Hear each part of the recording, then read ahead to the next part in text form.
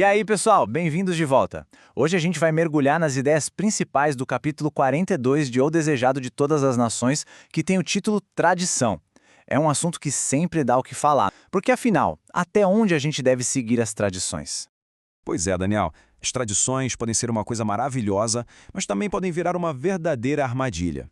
E é exatamente essa questão que o capítulo levanta. Como a gente vê aqui, o que tem mais peso? As regras criadas por nós, seres humanos, ou os mandamentos que vêm de Deus? Esse conflito é o que move toda a história que vamos ver. Então vamos entender isso melhor. A história já começa assim com uma conspiração mesmo, uma armadilha que foi montada para pegar Jesus pelos escribas e fariseus que vieram de Jerusalém. Eles realmente não estavam para brincadeira. É isso mesmo. O ciúme dos líderes religiosos estava, no limite. Já que Jesus não tinha ido a Jerusalém para Páscoa, eles decidiram ir até ele. Só que não era uma visita amigável, né? Eles mandaram espiões para ficar de olho, procurando qualquer coisinha, qualquer deslize para poder acusá-lo. E olha, não demorou muito para eles encontrarem o que queriam. Mas o mais interessante aqui é que a acusação não tinha nada a ver com quebrar uma lei de Deus, mas sim com as tradições que eles mesmos tinham inventado. O foco deles era completamente outro. E a tática deles foi muito esperta. Em vez de irem direto em Jesus, eles o atacaram através dos discípulos. Foi um jeito de tentar diminuir a autoridade dele sem ter que questionar a lei de Deus abertamente, na cara. E aqui está o pulo do gato. Essa tal de purificação cerimonial não era sobre higiene, tá? Era um sistema super complexo de rituais criados pelos rabinos, tão cheio de regras, que para alguns era até mais importante que a própria lei de Deus. Deixar de seguir isso era visto como um pecado gravíssimo. Nossa, era um peso enorme. Já imaginou ter que decorar um monte de regras para cada coisinha que você faz no dia? A vida virava uma luta sem fim contra a tal da contaminação cerimonial. E no fim das contas, todo esse foco nos rituais acabava distraindo as pessoas do que realmente importava, os grandes princípios da lei de Deus. E a resposta de Jesus, gente, é simplesmente genial. Em vez de ficar se defendendo, ele vira o jogo e usa a acusação deles para mostrar a hipocrisia de quem o estava acusando. É isso aí. Ele usa um exemplo super prático e muito forte para mostrar como aquelas tradições deles os levavam a desobedecer um dos mandamentos mais claros de Deus, aquele sobre cuidar dos pais. A comparação aqui é chocante, né? De um lado, você tem o mandamento honra a teu pai e a tua mãe.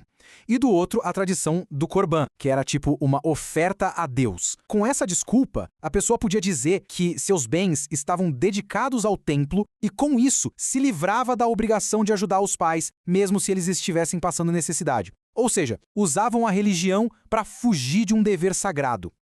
E essa bronca de Jesus resume o problema perfeitamente. Ele basicamente diz que eles são mestres em ignorar a lei de Deus para poder seguir as próprias regrinhas. É uma crítica direta, na veia, ao sistema que eles tinham criado. No fundo, o que o material mostra pra gente é que a motivação por trás disso tudo não era uma devoção sincera a Deus, de jeito nenhum. Era puro fingimento. Eles usavam uma capa de zelo religioso para esconder o desejo por poder, por status e por controle sobre as pessoas. Bom, depois de expor toda essa hipocrisia, Jesus muda totalmente o rumo da conversa. Ele passa a revelar qual é a verdadeira fonte da impureza.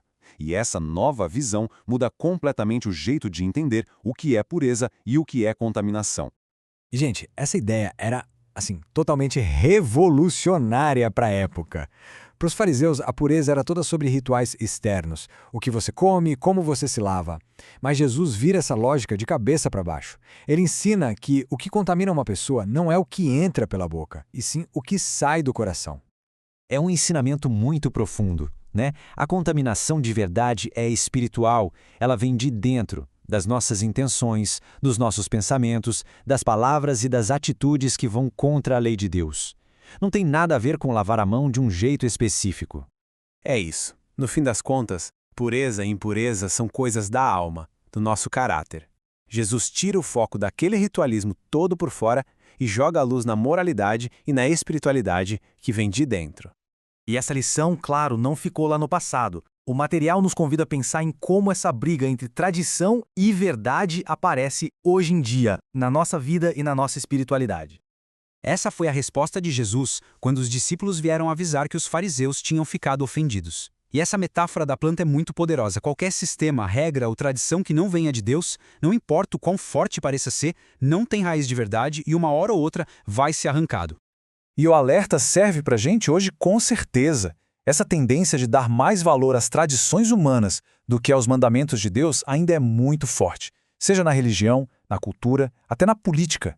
Muitas vezes a gente se apega a costumes que acabam nos afastando da verdadeira essência da mensagem. E para fechar, Jesus ainda usa as palavras do profeta Isaías com um aviso bem sério. Uma adoração que se baseia em regras de homens é uma adoração vazia, em vão. Isso só mostra o quão sério é trocar a verdade de Deus pelas nossas próprias invenções. E com isso, a gente deixa essa pergunta no ar para todo mundo pensar. No nosso dia a dia, na nossa caminhada de fé, quais podem ser as tradições, os costumes ou as ideias humanas que, talvez, estejam nos desviando daquilo que realmente importa? É algo para a gente refletir, né?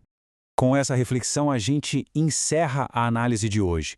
A lição aqui nos desafia a olhar para dentro e ver o que realmente guia a nossa vida. São as tradições ou é a verdade divina? Muito obrigado a todos pela companhia. Bom, pessoal, chegamos ao fim de mais essa análise. Obrigadão por terem ficado com a gente nessa jornada. Lembrem-se que esse é só um resumão. O material completo está esperando por você. Até a próxima! Se esse resumo do capítulo de hoje facilitou sua vida, que tal nos ajudar a continuar? Seja um apoiador. O link está na descrição.